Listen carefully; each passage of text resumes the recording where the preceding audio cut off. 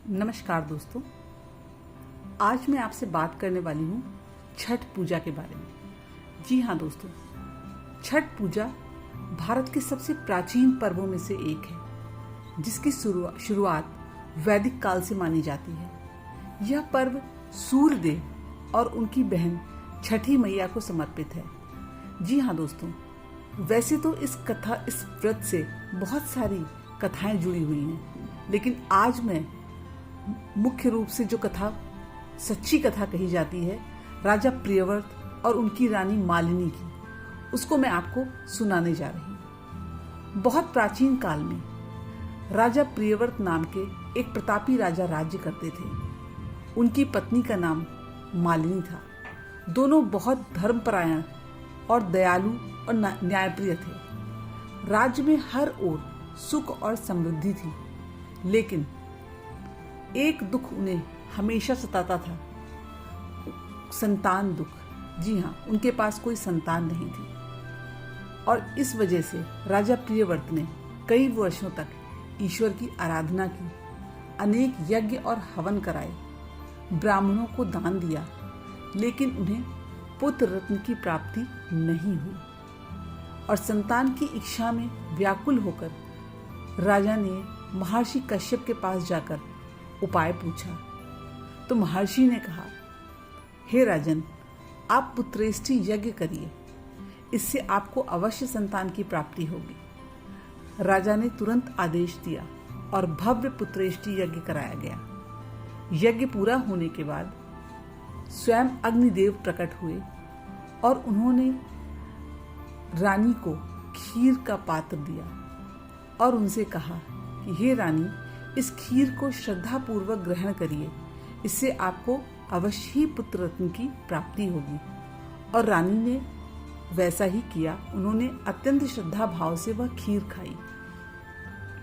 कुछ समय बीता और 9 महीने के बाद रानी को पुत्र रत्न की प्राप्ति हुई, परंतु वह पुत्र मृत अवस्था में था। सारे राज्य में शोक छा गया। राजा और रानी दोनों विलाप करने लगे। राजा ने कहा, हे प्रभु, मैंने आपके आदेश के अनुसार यज्ञ किया, परंतु फिर भी मुझे यह दुख मिला। ऐसा अन्याय क्यों? और रानी मालिनी अपने मृत शिशु को गोद में लेकर महल के आंगन में बैठकर विलाप करने लगी। उसी समय आकाश से एक दिव्य प्रकाश उतरा। वहां एक तेजस्वी देवी प्रकट हुई। उनके 4 हाथ थे, सिर पर मुकुट था और वे कमलासन पर विराजमान थी। उनकी छटा सूर्य के समान दीप्तिमान थी। वे बोली, हे राजन, मैं छठी देवी हूँ, षष्ठी माता। मैं सृष्टि की रचना में ब्रह्मा जी की सहायक हूँ। मैं ही बच्चों की रक्षक और माता हूँ। जो मेरी पूजा करते हैं, मैं उन्हें संतान सुख और लंबी आयु प्रदान करती हूँ। राजा और रानी दोनों ने देवी को साष्टांग प्रणाम किया और क्षमा मांगी। उन्होंने कहा, हे माता, यदि आप कृपा करें तो हमें अवश्य ही संतान सुख प्राप्ति होगी। छठी माता ने मुस्कुराकर कहा, कल के दिन आप दोनों मेरी विधिवत पूजा करो, स्नान ध्यान शुद्ध आचरण रखो और संध्या काल में सूर्य देव को अर्घ्य देकर फिर रात्रि में व्रत का पारायण करो। आपकी प्रार्थना अवश्य ही स्वीकार होगी। राजा और रानी दोनों ने वैसा ही किया।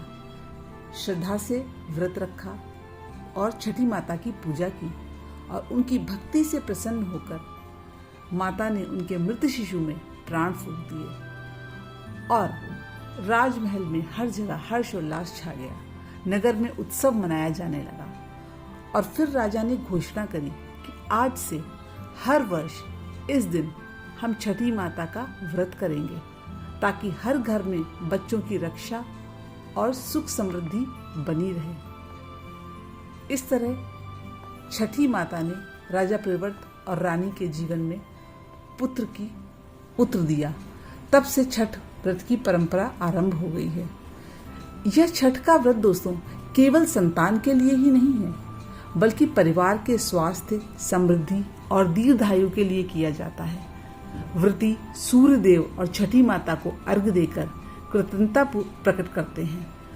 यह पर्व शुद्धता, संयम और आस्था का प्रतीक है। क्या आप दोस्तों, इस पर्व को उत्तर भारत में बहुत ही ज़्यादा जोर शोर से मनाया जाता है। इस वर्ष भी हर वर्ष की भांति इस पर्व की तैयारियां शुरू हो चुकी हैं और यह पर्व दीपावली के छठे दिन, जिस दिन षष्ठी तिथि होती है, उस दिन मनाया जाता है। तो दोस्तों यह पर्व हर वर्ष की भांति इस वर्ष भी मनाया जाएगा। और अगर आपके घर में यह पूजा होती है तो आप मुझे कमेंट में लिखकर बताइए। और अगर आपको चैनल अच्छा लगता है, इसका जो भी मैं इस पर वीडियो डालती हूँ आपको अच्छे लगते हैं, तो चैनल को सब्सक्राइब कीजिए, लाइक एंड शेयर कीजिए। मिलते हैं अगले वीडियो में, तब तक के लिए नमस्कार।